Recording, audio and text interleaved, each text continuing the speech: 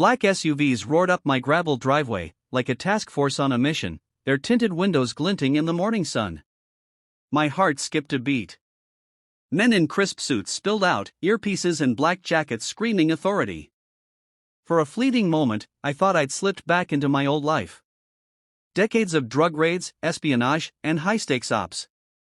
But no, that was over. This was my quiet retirement. Yet here I stood, facing federal agents, all thanks to a 60-year-old HOA tyrant named Dolores Tatum. And there she was, smug as a fox in a henhouse, watching from her porch. It started 2 months back when I moved to this sleepy ranching community, craving peace after a career as a senior FBI agent. I'd chased cartel kingpins, busted arms rings, and cracked major fraud cases nationwide. A ranch seemed the perfect escape. I didn't know Dolores would make those crooks look tame. Short, wiry, with hair pulled so tight it could snap, she ruled the HOA like a dictator. Our first meeting came fast. She showed up uninvited, clipboard in one hand, tape measure in the other, as I unpacked. She lectured me on mailbox height, driveway angles, and flagpole rules. I brushed it off as quirky neighbor stuff. Big mistake. Soon, I saw Dolores treated the HOA handbook like her personal law, bending it to her whims. She fined me for a trash can out 5 minutes late, called my grill an illegal structure, and griped that my sage green mailbox was off-palette. I ignored her at first. Worse egos hadn't faced me in the FBI. But she was relentless. One night, I hosted old FBI buddies for a barbecue. Beers, steaks, war stories. Dolores stormed to my fence, snarling about my guests' cars blocking emergency access, though my driveway could fit 2 ambulances. "You'll regret this," she hissed, stalking off. I figured it was her usual rant. 2 days later, the violations began. Red slips for illegal structures. $50 for a high fence. $75 for my house number on a plank. One dawn, I caught her sneaking onto my land, slapping tags on my gate like a rogue meter maid. I marched to her door, pounding until her wreath shook. She answered, smug as ever. "Problem, Jack?" "Yeah, Dolores," I snapped. "If you minded your own business half as much as you fake find me, we'd both be happier." "Oh, honey," she chuckled. "I'm enforcing rules. I know the law better than you." I warned, "This is harassment." "We'll see," she shot back. "I've got county connections. Don't test me." I scoffed. Cartel lords hadn't scared me, what could she do? A week later, at 7 a.m., those SUVs proved me wrong. Agents swarmed out, one barking, "Jack Grayson." "That's me," I said warily. "FBI. Reports of suspicious activity here," he said, scanning my ranch like I was hiding a meth lab. I stifled a laugh. "You're kidding." Dolores beamed across the street, phone in hand, her grin shouting victory. "I'm an FBI agent," I said, flashing my badge. The lead agent blinked, glanced at Dolores, then back. "She tipped us. Said you're stashing weapons, maybe trafficking." I roared, laughing. "Dolores, you called the FBI on me? For what? My push-ups?" "You're not above rules," she shrieked. "I've seen your drills." "My workouts," I grinned. The agents apologized. Dolores vowed, "This isn't over." I knew then she wasn't just nosy. She was unhinged. I'd fought criminals, but she was a new beast. This was war. Post-FBI fiasco, I expected her to back off. Calling feds over yard exercise isn't a win. But Dolores doubled down. A flood of violation slips hit: grass too tall, uneven fence slats, wrong garage door color. One claim? My labs, Max and Duke, were unlicensed livestock. Dangerous. It'd be funny if it weren't personal.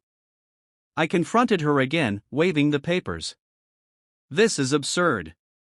Finding me for dogs?" Section 12B. Schick C. Pets need HOA registration. Yours don't. No guard dogs allowed. They're labs. One's terrified of flies. Register them, she smirked. And mow that jungle. She wasn't playing. She was warring. I started documenting. FBI instincts kicked in. Evidence beats manipulators. I recorded her, snapped pics of her tagging my fence, set up a camera. Within 48 hours, it caught her at night with red tape and clipboard. She wasn't solo. Rumors pointed to Victor Hensley, a slick HOA board guy known for rule twisting. Digging revealed he jacked up fees, threatened foreclosures with fake violations. Dolores was his muscle. I warned the board, but Victor's sway held. At the next meeting, they pushed safety ordinances, calling my ranch a hazard for wildlife. Boars from nearby woods, lured by exposed trash, locked in my garage. They were cunning, not just petty. I went proactive, tapping FBI contacts in financial crimes. They found Victor skimming HOA funds, thousands for upgrades that never happened. Dolores got consulting cash. Fraud, not just graft. Before I acted, she hit again, filing a county complaint, claiming my ranch broke zoning laws.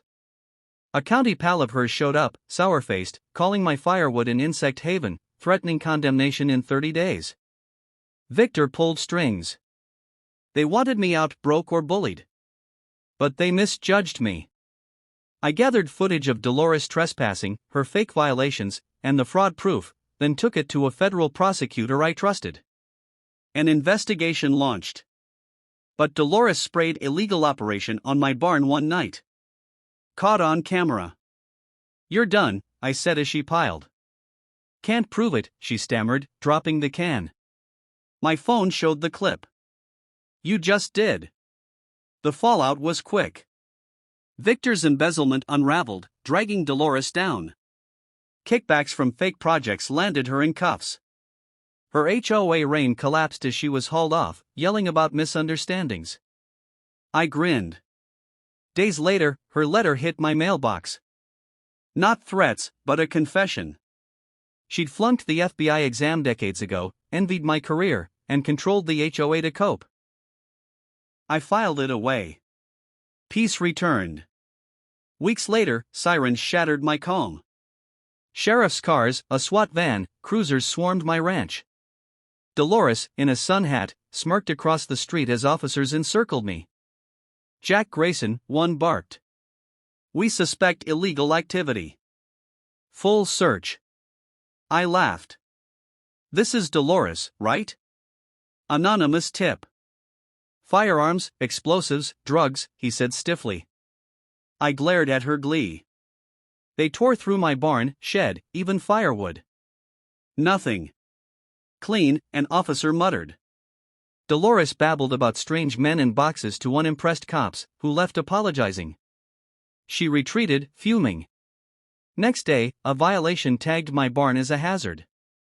County sealed. She'd roped in an inspector to fake soil contamination claims, pushing for condemnation. Furious, I took my evidence, videos, docs, fraud proof, to a county hearing. Dolores strutted in, confident with her lies. My footage of her vandalism, spray paint, trash, fake spills silenced the room. Her smugness vanished. The board voided her claims, warned her off, and she slunk out. "This isn't over," she hissed in the lot. "It is," I said. "Next time, it's the FBI." Peace settled. The HOA dissolved amid the scandal. Violations ceased. My labs lounged free. A letter came. Dolores bared her soul, widowed, lost, clinging to power after failing the FBI. I felt a flicker of pity but moved on. Months later, she appeared as I fixed my roof. "Still climbing like you're 20, she said. "No venom."